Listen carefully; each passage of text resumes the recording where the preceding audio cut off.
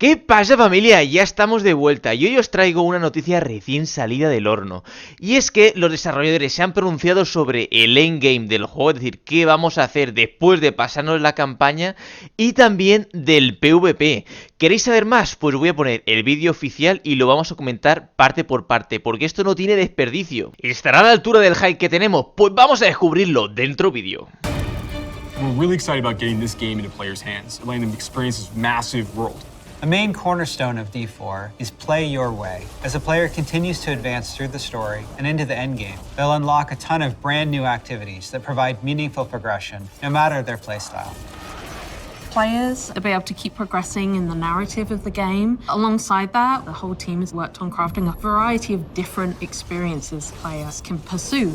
We're going to have an entire world of Sanctuary for our players to offer. There's going to never be an absence of something to do.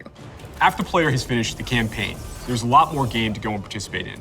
They gain access to a special, what we call capstone dungeon that they have to complete. Once they're able to finish this capstone dungeon, they're going to gain access to the first world tier. As you complete the world tier, it will open up the opportunity for you to go into your next world tier. That involves unlocking powerful loot, new items, and more advantages for your player to have a better opportunity at end game.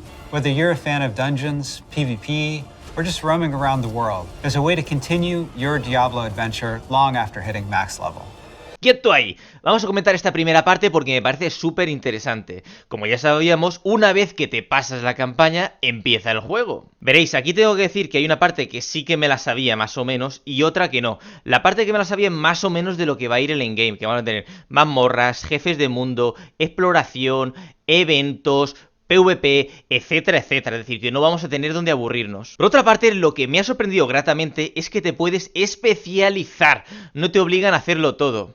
Me explico. Yo soy jugador de PvE. Me encanta estar 24/7 pues partiéndome la cara en los campos del odio. Pues gracias a eso, yo me especializo.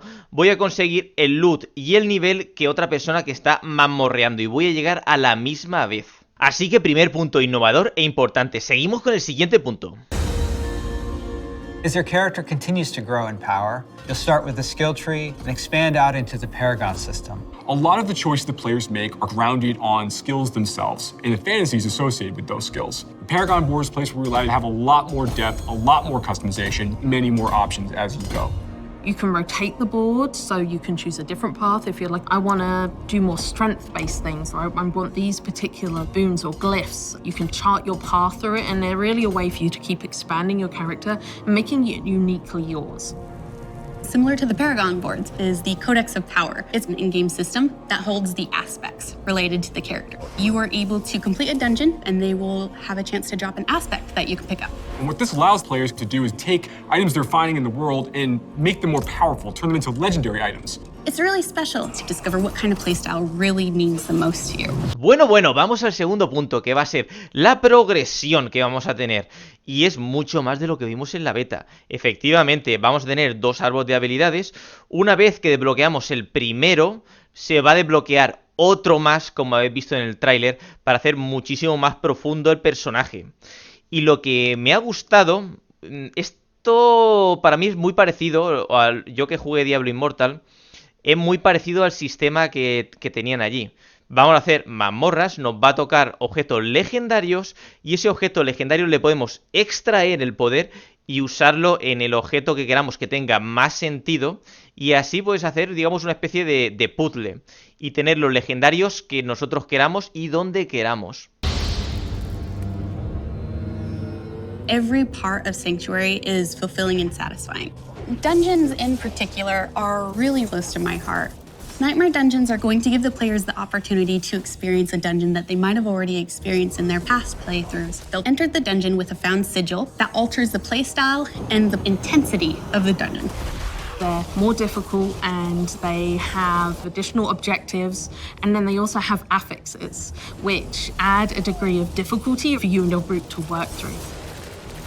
One of my favorite affixes that you can find in Nightmare Dungeons is actually called Hellgate. Occasionally, these portals will open up throughout the area that will just pour out different monsters that aren't native to that region for you to also be dealing with while you're trying to handle everything else inside the dungeon. There's over 120 dungeons to play through and find in Diablo IV, and any one of them can become a Nightmare Dungeon. By finding a Nightmare Sigil, and then using it to activate the nightmare version of that dungeon space. Quieto parado, porque aquí están contestando a una de las preguntas que nos hacíamos los jugadores, y es ¿cuántas mazmorras vamos a tener en el endgame? Y efectivamente vamos a tener más de 100, bueno, exactamente más de 120 mazmorras, y cada una de esas mazmorras va a contar, digamos, con un valor añadido. Ellos lo llaman afijos, digamos un pequeño plus, y va a ser una forma de jugarse diferente. There's some targeted activities in Diablo IV that suit what you're feeling in the mood for. The Forces of Hell are starting to have more influence in certain parts of Sanctuary in the vast interconnected overworld of the experience. And as the players are going into Helltide areas, you're going to find even more powerful monsters. And by killing them, they'll be able to gain these special shards they can take to go and use to purchase these big rewards are available at these caches that are found littered throughout Helltide areas. The sky darkens and the rivers run red, meteors fall from the sky, and the monsters get harder. We really want to create new experiences for the players. There's one I really like called Whispers of the Dead, which you get from the Tree of Whispers. The Tree of Whispers is grim and a little gruesome, but it's also something mystically haunting and kind of beautiful. The tree has a little bit of a grudge against our players and it would like for them to go serve its needs. So you're going to go serve these bounties, gather different rewards, different items, and bring them back to the tree in hopes that it can exchange you something really meaningful. De toda la charla, este sería el punto que menos hype me causa. Y es que veréis, se puede resumir en dos palabras: misiones diarias. Eso sí, sería la excusa perfecta para explorar el santuario y estar al día en el juego. Y ahora sí, ojo al dato familia, prepararos para lo que os viene porque va a hablar de, para mí, lo más importante de toda la charla. In Diablo IV, we have a focus on the world of Sanctuary. And there are parts of that world that we call the Fields of Hatred, where Lilith's presence in Sanctuary has begun to seep through and manifest these poisonous areas throughout the world. When players go to these regions, they get to engage in player versus player conflict. These offer opportunities for the player to collect shards. But there is a little bit of a catch. In order to get these shards back to town, you will need to purify them. Other players will definitely know that you're attempting to purify your shards, so you'd better be prepared to fight if you're going to be playing any PvP, and be prepared that you might lose some stuff in the meantime. Once they've got the purified shards, they can take these, go back to nearby towns to sell them, and then use that to buy a whole bunch of like interesting cosmetic items and rewards. It's a place for people who really love PvP and want to still get loot and still increase their character's power. If that's the way they want to play, they can. ¡Bam! En toda la boca. Aquí me acaba de explotar la cabeza. Y es que veréis, esto es un salseo brutal. Es decir, el juego solo con este modo se va a poder mantener. Y es que veréis, os lo explico rápidamente y luego voy a decir todo lo que esto conlleva. Nosotros, como grupo, vamos a entrar en una zona, en un mundo abierto, que va a haber ahí un conflicto. Vamos a ir a matar unos bichos, esos bichos nos van a dar esquirlas, y esas esquirlas hay que purificarlas. Y cuando las purificamos, los demás jugadores se enteran. Me suena mucho a, ¿sabéis qué juego? The Division 2, la zona oscura, para que nos entendamos. Bueno, pues veréis, es que no va a ser justo. Aquí va a estar el salseo. Imaginaros que, claro, yo estoy aquí con mi grupo y estoy matando un boss, y de repente me va a venir otro grupo y me va a matar.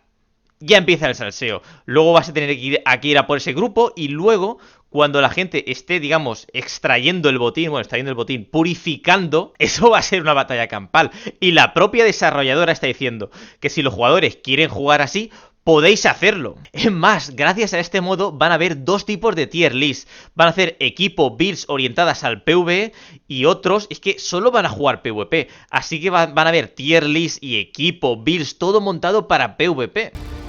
Launch is just the beginning. One of the things we're really focused on is creating a living, breathing set of updates for players to engage with after the game has gone live. It's really just going to be a way to keep coming back and experiencing more Diablo IV in fresh ways. Y acaban diciendo en el vídeo que esto es solo el principio, y efectivamente, ya que Diablo IV es un juego que está planteado a 10 años vista, cada 3 meses van a hacer actualizaciones gratuitas, renovando temporadas donde cambiará el meta, añadirán nuevos eventos, mecánicas, y seguramente cada año a año y medio harán el típico DLC de pago y te pondrán una nueva clase y te pondrán una nueva isla. Y por aquí terminamos, nos vamos despidiendo porque no me gustan los vídeos largos. Como siempre, si este vídeo os ha gustado y os ha aportado algo, dadle a like, suscribiros y nos vemos en el siguiente vídeo. Un saludo y mucho vicio.